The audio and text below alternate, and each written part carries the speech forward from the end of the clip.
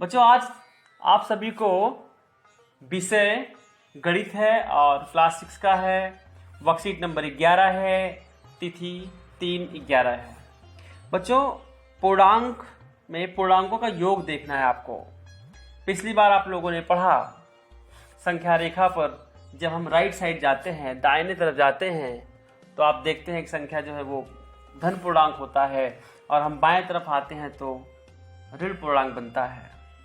इस बार आपको संख्या रेखा पर ही यदि हम किसी छत के ऊपर चढ़ रहे हैं या किसी गोदाम में जमीन के नीचे जा रहे हैं, उस समय क्या स्थिति होती है उसको पढ़ना है।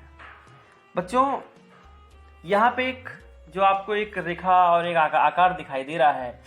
पिछली बार आपने देखा कि +1 +2 +3 इस तरह से आप बढ़ते थे राइट साइड में, तो ये धन पूर्णांक होता था।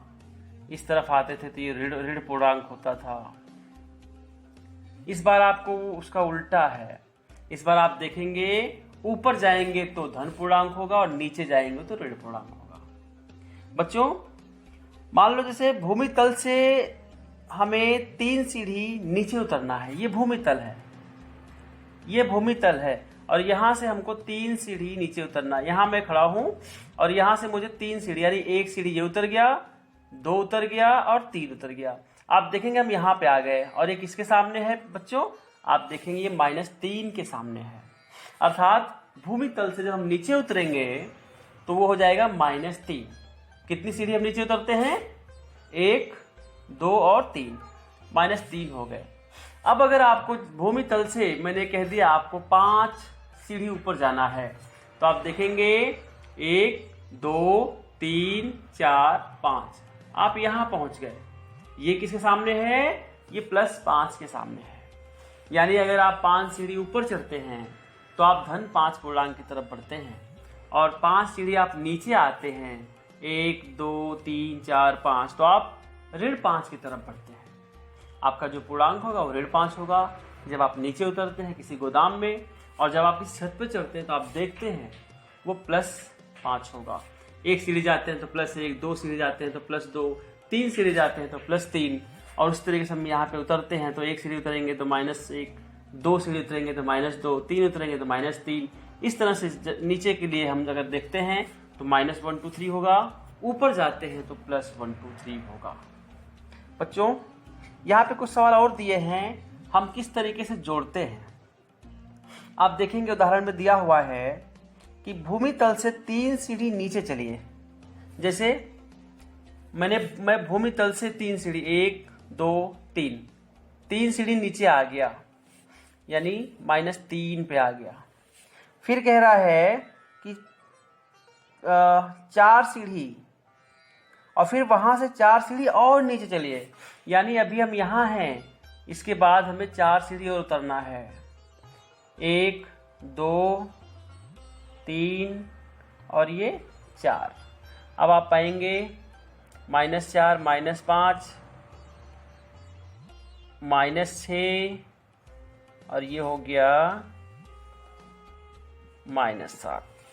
बच्चों आप देखेंगे -3, यानी ये हो जाएगा। पहले क्या था? -3, आप -3 नीचे आए हैं, फिर आप -4 नीचे आए हैं, तो आप देखते हैं दोनों को। इस समय आप कहाँ पहुंच गए हैं? इस समय आप -7 पे पहुंच गए हैं। बच्चों -7 यानी -3 और -4, यहाँ पे हो गया -7। इसमें एक बात ये समझ में आती है कि जैसे मान लो एक अगला क्वेश्चन मैं देखता हूं। एक क्वेश्चन आता है कि भूमि तल से 5 सीढ़ी नीचे चलिए। मान लीजिए मैं अपनी तरह से देता हूं। भूमि तल से आपको बाय द वे 3 सीढ़ी नीचे आना है। मान लो भूमि तल से 3 सीढ़ी नीचे आना है, 1, 2 और 3। इस समय आप पहुंच गए -3 पे। फिर वहां से आपको 5 सीढ़ी ऊपर जाना है। अभी आप यहां पे खड़े हैं।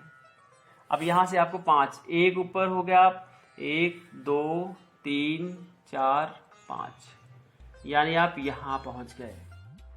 किसके सामने है? इस समय आप 2 के सामने हैं। अब देखिए संख्या रेखा से आपको क्लियर हो गया कि 3 सीढ़ी नीचे आए, फिर 5 सीढ़ी ऊपर गए, तो हम +2 पे हो गए, यानी हम यहाँ पहुंच गए हैं, जो धन पूर्णांक है। अब यहाँ पे देखते हैं, इसमें आपको क्या मिला?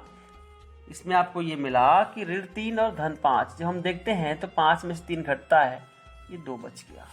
इन सभी बातों से एक निष्कर्ष निकला। निष्कर्ष आप पढ़िएगा, नीचे आपके उसमें दिया हुआ है। निष्कर्ष क्या निकलता है? निष्कर्ष निकलता है बच्चों, इसमें समझने वाली बात क्या है मैं आपको बताता हूं। समझने वाली बात यह है, धन पूर्णांक, धन धन पूर्णांक। जैसे मान लीजिए हमने लिख दिया 4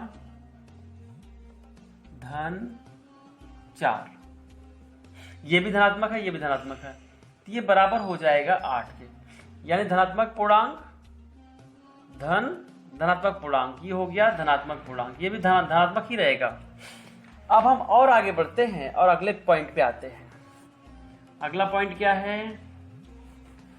ऋणात्मक पूर्णांक धन ऋणात्मक पूर्णांक। जैसे ये हो गया -5 धन -6। बच्चों ऋणात्मक पूर्णांक यानी -5 धन ऋणात्मक पूर्णांक यानी -6, ये क्या दिखा? बराबर ऋणात्मक पूर्णांक के, यानी ये बराबर हो जाएगा, ये दोनों जुड़ जाएगा, 6 5 11, और ये संख्या ऋण ही रहेगा।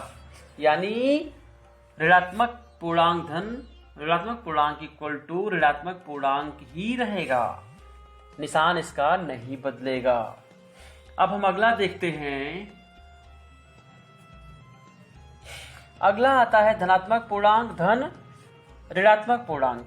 जैसे मान लो मैंने कह दिया 9 धन ऋणात्मक में मैंने कर दिया ऋण 7। अब ये हो गया धनात्मक पूर्णांक धन ऋणात्मक पूर्णांक इक्वल टू धनात्मक पूर्णांक। कब? जब धनात्मक पूर्णांक का संख्यात्मक मान ज्यादा होगा। अब देखिए धनात्मक धन ऋणात्मक, ये होगा धनात्मक। क्यों? जब धनात्मक का संख्यात्मक मान ज्यादा होगा। आप देख रहे हैं धन 9 और ऋण 7, 9 बड़ा है यानी धनात्मक संख्या बड़ा है। जब धनात्मक बड़ा होगा तो उसका मान भी पूर्णांक धनात्मक ही होगा। 9 में से 7 जाएगा तो यहाँ 2 बचेगा। अब आगे देखिए 9 बड़ा है, हम किसका मान रखते हैं यहाँ पे? जो निशान बड़ा होगा। जैसे आप क्या देख रहे हैं 9 और 7, 9 बड़ा है तो 9 के आगे कौन सा निशान है? धन का, तो ये धनात्मक हो गया। अब अगला आता है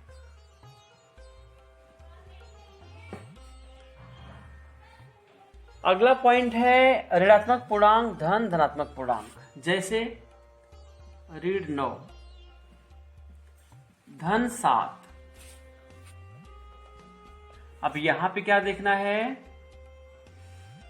यहां पे देखना है ऋण 9 धन 7। ऋणात्मक पूर्णांक धन धनात्मक पूर्णांक बराबर होगा ऋणात्मक पूर्णांक। कब? जब ऋणात्मक पूर्णांक का संख्यात्मक मान ज्यादा है। 9 इसी देखिए 9 7, यहाँ पे संख्या का मान देखेंगे तो 9 बड़ा है, तो ऋण 9 और 7, यहाँ पे फिर 2 हो जाएगा, 9 में 7 घट जाएगा। और हम निशान कौन सा लगाएंगे? जो संख्या बड़ी है 7, और यहाँ पे हम -9 + 7 भूल जाएंगे। यहाँ पे हम सिर्फ देखेंगे 9 बड़ा है 7 बड़ा है। 9 बड़ा है, जब 9 बड़ा है तो 9 के आगे निशान कौन सा है? ऋण है, तो वो लगा देंगे।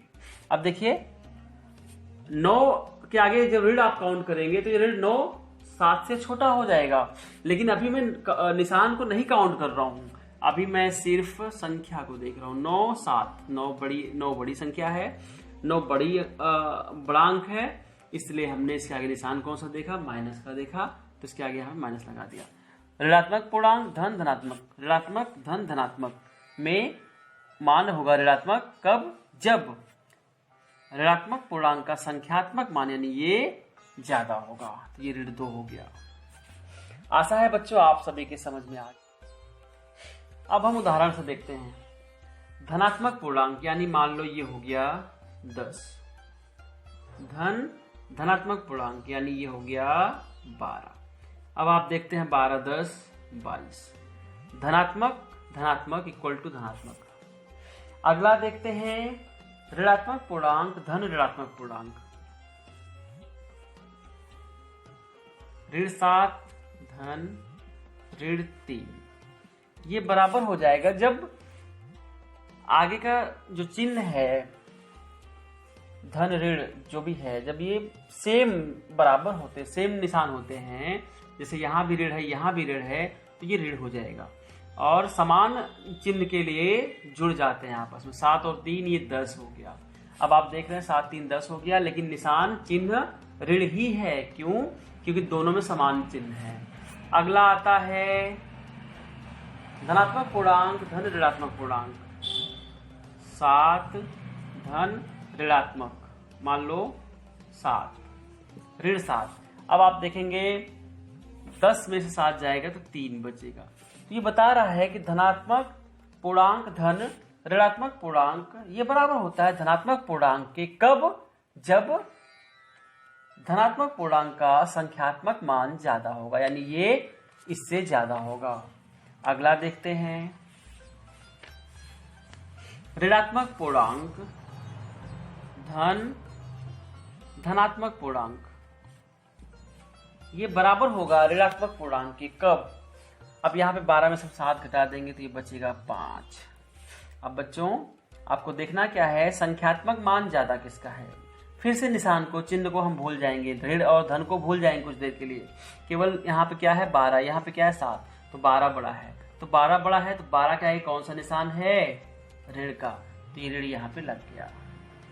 अब बाकी बड़े में से हम छोटे को घटा देते हैं। बड़ा तो ये है, लेकिन अभी हम निशान को भूल जाएंगे, तब कौन सा बड़ा है, बड़ा 12 है। तो 12 में 7 घटा देंगे तो 5 आ गया। अब निशान कौन सा बड़ा है, जो बड़ा है उसका ये निशान कौन सा है, ये माइनस का है, तो यहाँ माइनस लग गया। तो ऋण पूर्णांक धन धनात्मक पूर्णांक इक्वल टू ऋणात्मक पूर्णांक। कब? जब ऋणात्मक पूर्णांक का संख्यात्मक मान ज्यादा होगा। आशा है आप सभी के समझ में आ गया होगा। आगे बढ़ते हैं और समझाते हैं संख्या रेखा को। इसको हम एक दूसरे तरीके से भी समझते हैं, जरा उसको देखते हैं। एक रेखा है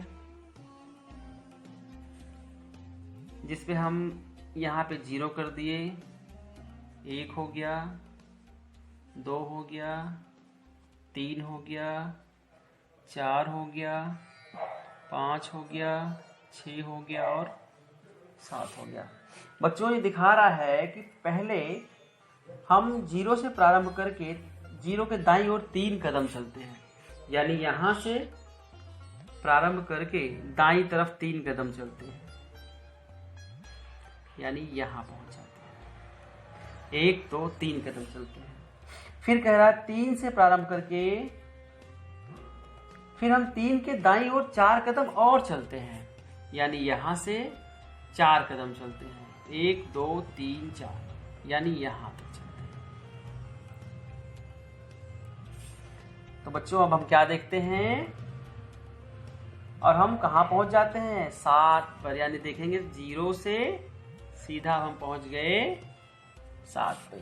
3 कदम और धन 4 कदम चलने पे हम टोटल पहुंच गए 7 कदम, यानी हमारा उत्तर क्या हो गया, धन 3 धन 4। ये बराबर हो गया किसके,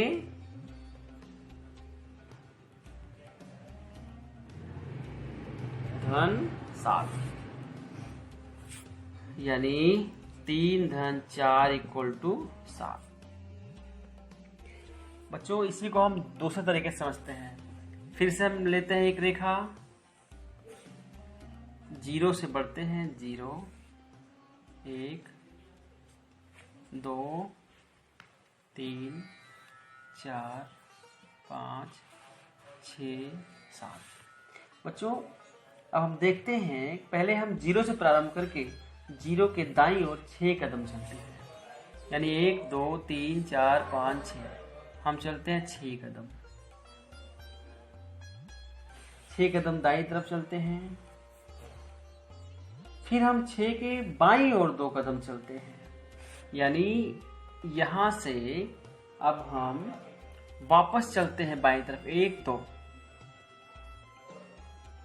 और हम कहाँ पहुँच जाते हैं, आप देख रहे हैं ऐसे हम 4 पे पहुँच गए। कहाँ पहुँच गए, यानी इसको हम देखते हैं तो पहले हम धन 6 बढ़े, यानी धन की तरफ गए 6, फिर धन ऋण की तरफ, यानी इधर से हम वापस आए हैं, यहाँ से हम वापस चलते हैं। आपसे बताया गया हम बाएं तरफ चलते हैं तो ऋण की तरफ बढ़ते हैं, यहाँ से हम इधर चलते हैं 2 कदम, तो आपने क्या देखा, हम कहाँ पे आ गए, 4 पे आ गए। यानी धन 6 में जब आप ऋण 2 करते हैं तो कितना आ गया, 4 आ गया। आशा है आपको समझ में आ गया होगा। ऐसे ही आपको सब कुछ करके देख लेना है। बच्चों हम आगे बढ़ते हैं और देखते हैं आओ करें। आओ करें में संख्या रेखा का प्रयोग करते हुए वह पूर्णांक ज्ञात कीजिए जो 3 से 5 अधिक है।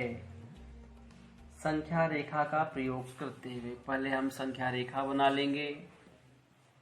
0, 1, 2, 3, 4, 5, 6, 7, 8। ये बता रहा है कि 3 से 5 अधिक है, यानी 3, ये 3 हो गया। 3 से 5 अधिक है, 1, 2, 3, 4, 5, कितना हो गया, 8। बच्चों सवाल सरल है, आप पहले लगाने का प्रयास करो। जो समझ में नहीं आएगा मैं आपको फिर से बताऊंगा, आप मुझे फ़ोन कर सकते हो, मैं आपको फिर से समझा दूंगा। आज इतना ही, पूरी वर्कशीट आप खुद हल करें। धन्यवाद।